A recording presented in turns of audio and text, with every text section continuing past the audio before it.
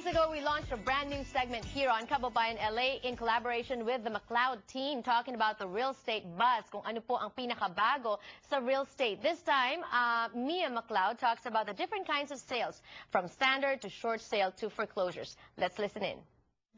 This real estate buzz segment is brought to you by McLeod & Associates, a full-service real estate and mortgage firm. It's not about the number of homes we sell, but the difference we make in people's lives.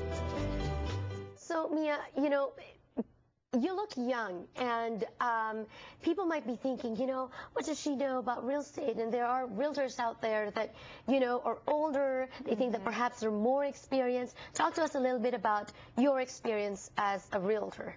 Okay, well, actually, you know, I got into the industry at 22. I opened up McLeod & Associates at 22, so we're actually celebrating our 8-year anniversary as a business. Congratulations. Thank you, with 55 real estate agents under us, and I work with 5 different members on my team. Nice. So, you know, I think the best kind of experience has really been something like what I've gone through at 22, crunch time, 8 years, dealing with this 24 hours a day, versus, you know, veteran agents, which are great.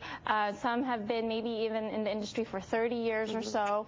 But doing it part-time. But doing it part-time versus full-time like this, along with the team and along with managing 55 agents. You can see the learning curve for someone like myself is overnight. Right, but you know, it's not only that. I've heard you answer questions earlier, the way you explain things, very, very simple. And you want that from your realtor, because you need to understand the process that you're going through. This is not an easy thing. This is a big life decision to buy a property, to buy a house. Now, the last time we spoke about pre-approval. Yes. So after you get your pre-approval, what are the next steps? Well, I love this because the next step is actually one of my favorite parts of the whole process. Which is? The touring process, going out into the open market and seeing these beautiful homes. But you definitely have to take care of that pre-approval. And a lot of the clients, you know, they want to rush to the touring process, but they understand after going through it why it's so important. So after all that's done, we sit down with our client. We tell them what they can expect once we hit the market, what kind of market trends are out there. We try to get what their parameters are, what kind of house they're looking for. If they're starting a family, is a school district important? What kind of square footage they're looking for? Are they looking for an older home or a newer home? And if that's the case, are they okay with HOA or Mello-Roos? So we explain all of that, and not only that, but we try to set the expectation on what kind of sales they're going to. Let's talk about that. There are 3 types of sales right now. Yes. The standard, short sales, and foreclosures. That's right. Can you differentiate each and every one? Yes. You know, right now, the 3 main types of sales, which is what you mentioned out there in the open market for our clients, again, are the standard sales. So that's an equity seller, meaning the seller either walks away from the sale with a profit or at the very least without having to out-of-pocket any money. The second type is a short sale. The homeowner is underwater. They probably owe more on their loan than the house is worth. And then the last type of sale is a foreclosure, a bank-owned property. In that case, for example, if you like a property that's a bank-owned foreclosure, you'll be dealing directly with them as a buyer versus a regular seller or homeowner. It sounds so complicated, and I think that's why you need somebody like Mia and her agents to help us, because, you know, there's so many things involved. And obviously, if you're going through this, and you, not like you've been in the industry for 8 years, so you know the ins and outs. Somebody like myself, perhaps, you know, I wouldn't know. So you need a team working, helping you.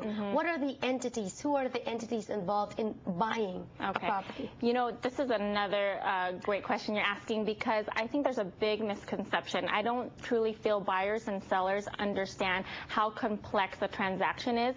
It's not as simple as, let me find a house, put the down payment, and then close it up. Right. You know, it's really, there's a lot of people involved. In one given transaction, you can expect maybe 20 plus people to have a hand in that, and maybe several different entities. Do the sellers and buyers have to talk to all those, or? Well, that's why you have a realtor, you know, and that's why it's so important because you want someone, protecting you, backing you up if something happens. You have an escrow company that's involved. They are a third neutral party, and they make sure that the terms of the agreement are fulfilled. Then you have a title company. They make sure that when title transfers over to the new homeowner, that any liens or clouds or issues that were on title prior are cleaned up and don't transfer along the transaction. Then you have a lender, the one who's lending you the loan. And within that entity alone, you've got several people involved, from the underwriter, the account manager, the funder, the one locking in your interest rate. And then, of course, you've got the appraiser who, gives you a full report on the actual value of the property. And then your home inspector that does a full analysis of the current property condition. So you can imagine all of complex. these. If you don't have a realtor, you won't know who's responsible for what role and what responsibilities they have. So. Exactly. And so my next question is, I hear this C word being thrown around a lot in real estate transactions, and that is commission. Who pays the commission? Okay, majority of the time, seller pays the commission, and that is pre-negotiated before that property has even hit the open market. Oh, okay. Yeah. So, and the realtor will guide you through that as well. Yeah, and the listing agent in that particular case who listed that property for sale would have already negotiated the commission with the seller before it goes up. Who takes care of the closing costs? The closing costs are technically the buyer's responsibility.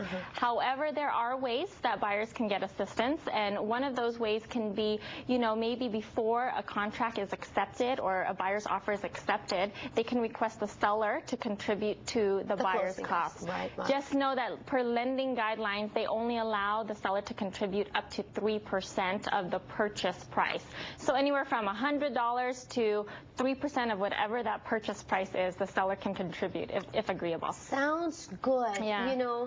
I'm looking forward to the future segments here on Kababayan LA of the Real Estate Buzz. For now, thank you so much and more power to you. Thank you. All right. Happy closing. Thank you.